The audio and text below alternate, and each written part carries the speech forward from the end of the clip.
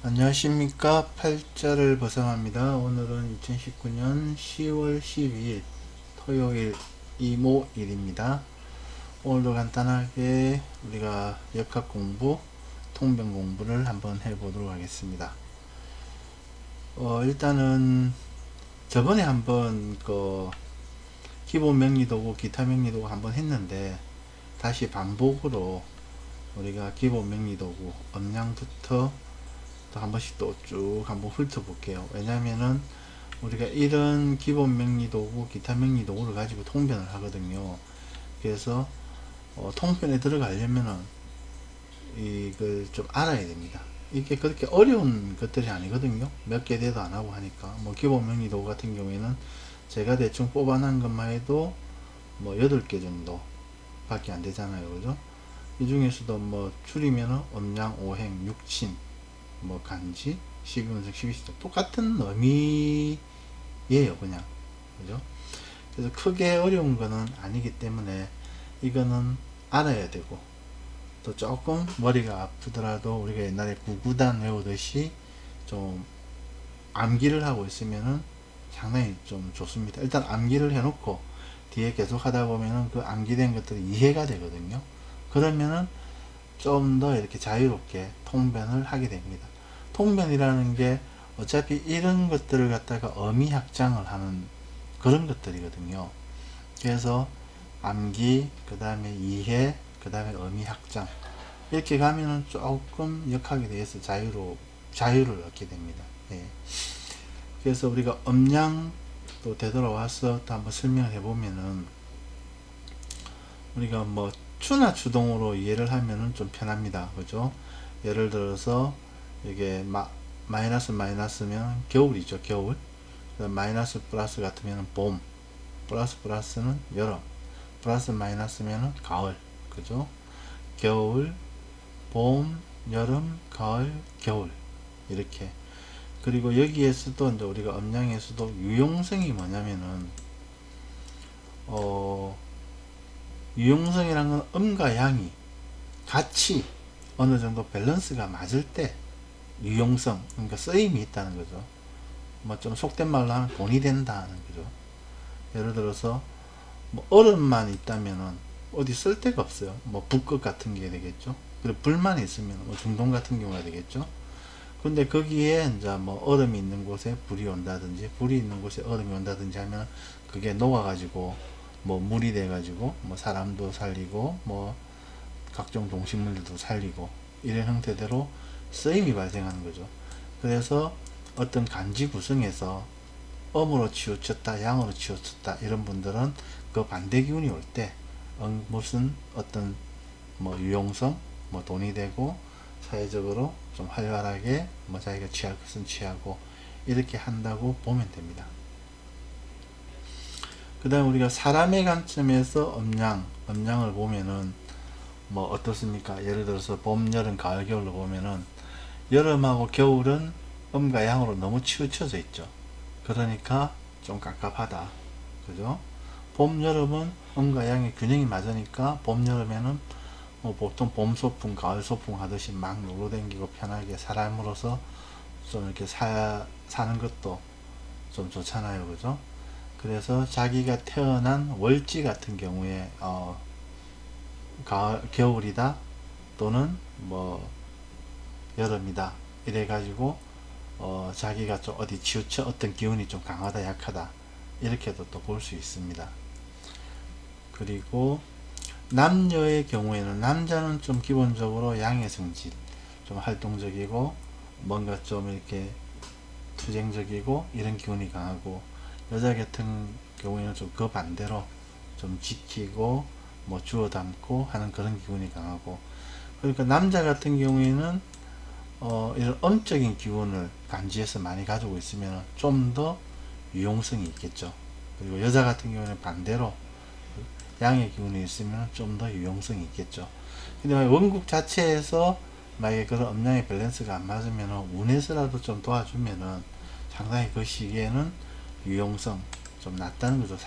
좀 살맛이 나겠죠. 그죠? 그래서 마지막으로 원국.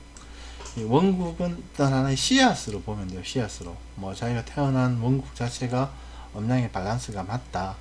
그럼 씨앗이 상당히 이제 유용성 있는 그런 형태로 보면 되고, 또 운에 따라서 이 밸런스를 갖다 어느 한쪽으로 치우치게 한다든지 그러면은 그 시기에는 조금 뭐 이렇게 그럴 수도 있고. 예.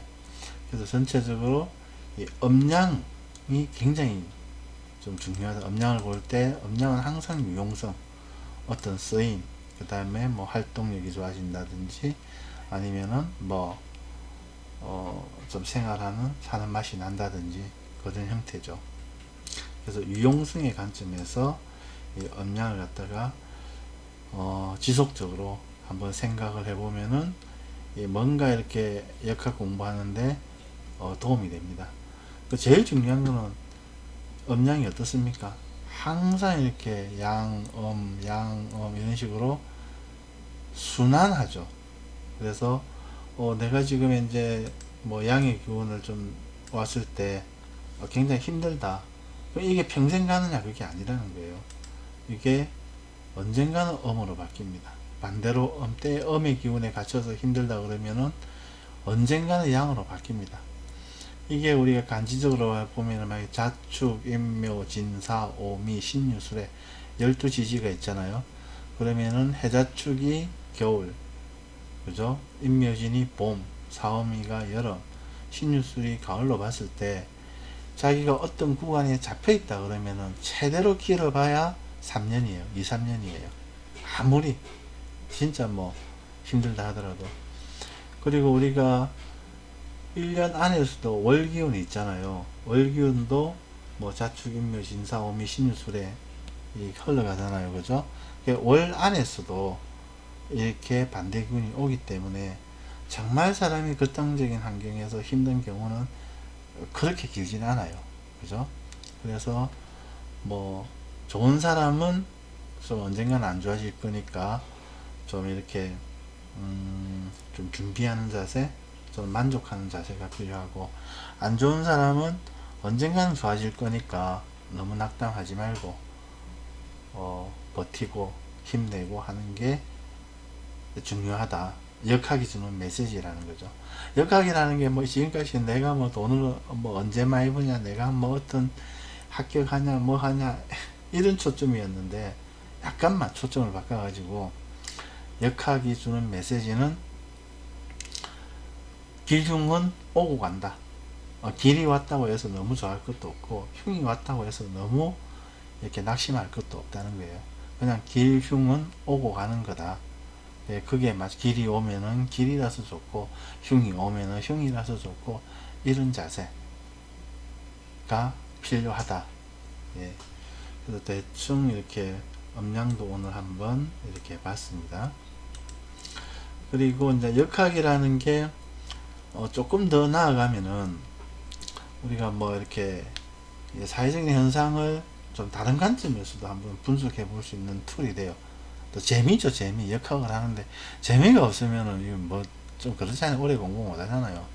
그래서 우리가 순수하게 이제 역학의 관점에서 요새 지금 핫한 이슈가 뭡니까? 우리 조국 법무부 장관님 이슈잖아요. 그죠?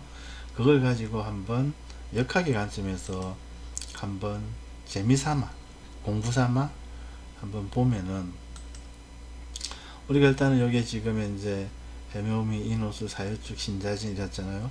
이거는 이제 에너지 그룹으로 보면 돼요. 신자진의 윗그룹은 해묘미, 해묘미의 윗그룹은 인호술, 인호술의 윗그룹은 사유축, 사유축의 윗그룹은 신자진.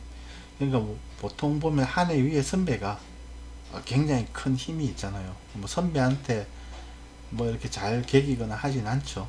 그리고 또 에너지의 차이가 있다. 이렇게 또 볼 수 있거든요. 그런 관점에서 볼 때 우리 문재인 대통령이 임진생입니다. 53년생 임진생이고, 그 다음에 윤석열 검찰총장님이 60년 경자생이에요. 그래서 신자진은 이 같은 그룹이죠. 그리고 진이라는 게 뭡니까? 이렇게 물이 만약에 약하면은 물을 갖다가 풀어주고, 그죠? 그 다음에 여름이 오면은 물을 가다 가지고 물을 지키고 이런 역할을 하잖아요. 그리고 임 입장에서는 자가 뭡니까? 양인이죠. 양인. 칼자루잖아요. 칼자루. 그래서 어쨌든 같은 그룹인데 문재인 대통령께서 칼자루로서 윤석열 검찰총장을 윤석열 씨를 검찰총장 임명을 딱 했어요. 그죠? 그리고 문재인 대통령께서 그 이후에 조국 법무부 장관도 임명을 했어요. 그죠? 조국 법무부 장관하고는 좀 어떤 관계를 보면 되겠습니까? 수생목이죠. 수생목. 그러니까 뭐 임하고 을관계에 보면은 그죠. 그래서 문재인 대통령이 한테는 조국 법무부 장관이 뭐 아래 사람도 되고 부하직원도 되고 식상이니까 그죠. 어쨌든 수생목하는 힘을 좀 주는 그런 관계죠. 그리고 진사는 뭡니까? 진사는 이렇게 뭐 재물적인 이런 쪽에는 굉장히 길하진 않아요. 근데 보통 우리가 진사라든지 아니면 수레라든지 천라지망이 있으면은 할인업, 남들을 도와주는 그런 쪽으로 많이 해석을 하잖아요. 뭐 심지어는 전생에 뭐 큰 죄를 지어가지고 이번 생에는 봉사하면서 보내야 된다 이렇게 얘기할 정도로. 그래서 어쨌든 문재인 대통령께서 조국 법무부 장관을 임명을 하면서 뭔가 할인의 뭐 좀 이렇게 이 법무개혁이라든지 검찰개혁이라든지 뭐 검찰 쪽 같은 경우에 문제가 많잖아요. 자기들이 마음에 뭐 들면은 뭐 기소 안 해야 될 거 기소하고 뭐 마음에 안 들면은 뭐 또 뭐 어찌 하고 저쩌고 뭐 그래 하잖아요. 뭐 벤처 검사 무슨 검사 해가지고 그죠. 근데 그렇게 하더라도 그 검찰을 갖다가 어떻게 이 법을 뭘 물을 수 있는 방법이 없는 거죠. 기소권을 검찰이 갖고 있으니까. 그래서 법무부 장관을 임명하면서 그런 부분들을 좀 개혁해라. 그죠? 뭐 국회는 국회대로 하겠지만 그래서 진사의 할인의 개념에서 그런 걸 개혁하고 하면서 좀 다른 사람들이 억울한 사람이 없도록 하는 그런 개념에서 법무부 장관을 임명을 딱 했어요. 근데 이제 검찰총장 경자생 입장에서는 을사생 자하고 사는 뭡니까? 신자진의 밑에가 사유축이잖아요. 자기 밑에 사람이 자기 아래 사람이라요. 자기 아래 사람이 자기 위로 온 거죠. 검찰총장보다는 법무부 장관이 위니까. 그러니까 이 밑그룹이 아래 그룹을 볼 때는 참이 못나 보이고 좀 없어 보이고 막 그래요. 예, 어쨌든 간에. 그리고 법무부 장관이 오면서 또 어떻게 됩니까? 을이 경을 갖다가 묶어버리죠. 을 입장에서는 경이 뭡니까? 이렇게 정관이죠. 정관. 그러니까 정관이니까 뭐 이렇게 어쨌든 뭐 정도적인 뭐 이렇게 뭐 FM적인 그렇게 해가지고 묶어버리니까 이렇게 안 그래도 이렇게 마음에 안 들고 좀 밑에 사람이고 한데 그래서 검찰총장의 이제 그 오른팔이라고 부르는 사람이 한동훈 지금 현재는 반부패강력부장 옛날에 뭐 이렇게 그 할 때 다 같은 그룹이었죠. 그러니까 뭐 자 입장에서는 뭡니까 축이 신자신 사람에서는 사실상 아래 사람이잖아요. 그러니까 뭐 나름대로 부하로서 뭐 아래 사람으로서 말도 잘 듣겠죠. 그래서 이 사람이 거의 뭐 총대를 메고 지금 조국 법무부 장관을 수사를 들어가는 거죠. 뭐 70군데 압수수색하고 뭐 어쩌고 저쩌고 막 이렇게 하고 있는 상황이었죠. 지난 두 달간이 그죠. 근데 그 지난 두 달간의 그런 상황에서 약간의 이제 조금 반전의 기회가 온 게 일단 우리 법무부 장관님 이 큰딸이 신미생이에요. 신미생이니까 을하고 신사에는 편관이죠. 편관은 뭐 거의 뭐랄까 이 정관이 만약에 이제 내무라면은 편관은 외무 그죠. 옛날에 문관 무관처럼 무관이죠. 그런 큰딸이 지금 이제 얼마 전에 다 말씀드렸는데 뉴스공장 인터뷰를 했죠. 지금 뭐 이렇게 뭐 동양대 표창장이니 뭐니 뭐 인턴이니 뭐니 다 내가 했다 실질적으로 하고 상도 받고 한 거다라고 인터뷰를 했죠. 그러니까 이제 긴가민가 하는 뭐 사람들이, 일단 이 사람이 거짓말 할 것도 없잖아요. 동양대가 뭐 그리 크게 뭐 이렇게 중요한 표창장도 아닌데, 그죠? 그래서 그때부터 여론이 좀 많이 좋아졌다. 많이 좋아졌어요. 그죠? 그리고 법무장관 입장에서는 이제 정경심 교수님이 이민생이고 이제 큰딸이 미생인데, 법무부 장관 사생 입장에서 미는 뭡니까? 적군이죠. 서로 간에 전혀 뭐 이렇게 그게 없죠. 그냥 막 반대 그룹이에요. 반대 그룹. 말 안 듣는다는 얘기죠. 쉽게 얘기하면. 근데 정경심 교수는 이민생이잖아요. 그죠?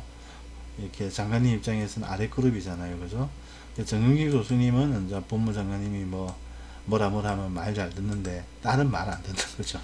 그래서 평관처럼 칼을 한 뽑은 거죠. 그래가지고 미가 와가 미생이니까 검찰총장 자를 갖다가 미는 임묘를 시키죠. 네 무덤에 들어가. 그리고 이 축은 뭡니까? 충미충으로 날려버리죠. 그죠? 미생이, 신미생이. 그래서 상당히 이런 뭐 언론이나 이런 데 집중 포화해서 법무부 장관님 쪽으로 여론이 좀 돌아올 수 있는데 큰 역할을 했다. 예, 큰 딸이.